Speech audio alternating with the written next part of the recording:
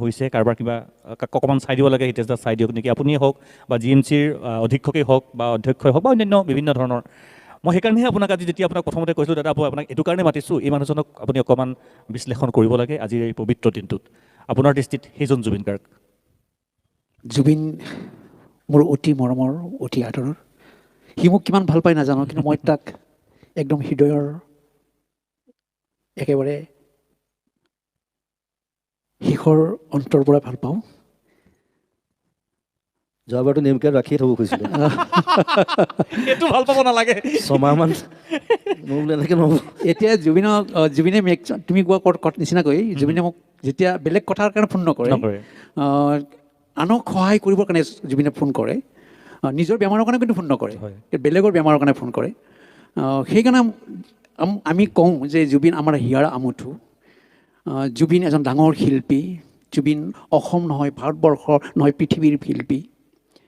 ডাঙৰ শিল্পী কিন্তু মই কওঁ জুবিন এজন ডাঙৰ শিল্পী নহয় এজন ডাঙৰ মানুহ নহয় এজন ভাল মানুহ সঁচা মানুহ কাৰণ জুবিন এজন ভাল মানুহ হিচাপে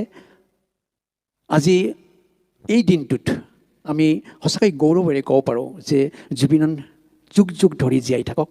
জুবিনক আজিৰ প্ৰজন্মই যি পাইছে আকৌ পিছৰ প্ৰজন্মই নতুনভাৱে পাওক এইখিনিতে মই কৈ ভাল পাম যে জুবিনৰ লগত মোৰ সম্পৰ্ক এই ক্ষেত্ৰত মই 3টা স্তৰত ভাগ কৰিছোঁ প্ৰথম স্তৰটো হৈছে মই মোৰ প্ৰথম যেতিয়া এলবাম কৰিছিলোঁ মোৰ প্ৰথম এলবামটো আছিলে সূৰ্য এই এলবামটো মই ভূপেন উজিৰৰ ষ্টুডিঅ'ত কৰিছিলোঁ তেতিয়া জুবিন জাষ্ট জিয়া আহিছে প্ৰথম গুৱাহাটীত আহিছে সেই ষ্টুডিঅ'ত বহি থাকে মোৰ প্ৰগ্ৰেম হোৱাৰ পিছত একেলগে আমি গোটেই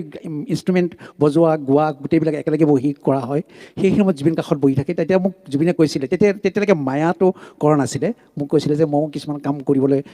প্লেনিং কৰি আছোঁ সেইদিনৰ জুবিনৰ পিছত মই যেতিয়া মোৰ প্ৰথম ফিল্ম মা তুমি অনন্যা গীত কৰিবলৈ গৈছোঁ মই বম্বেত গৈছিলোঁ গৰিমাও জানে মোক ৰাখি থৈ দিছিলে প্ৰায় এসপ্তাহমান তাত 6টা গান জুবিনে গাইছিলে মই কেতিয়াবা ৰাতি 2টা বজালৈকে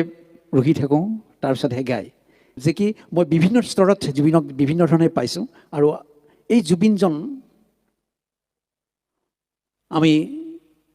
সদায় জুবিন হৈ থকাটো বিচাৰোঁ আৰু এই জুবিনৰ পৰাই মানুহে শিকিব লাগিব বুজিব লাগিব মানুহ কেনেকুৱা হোৱা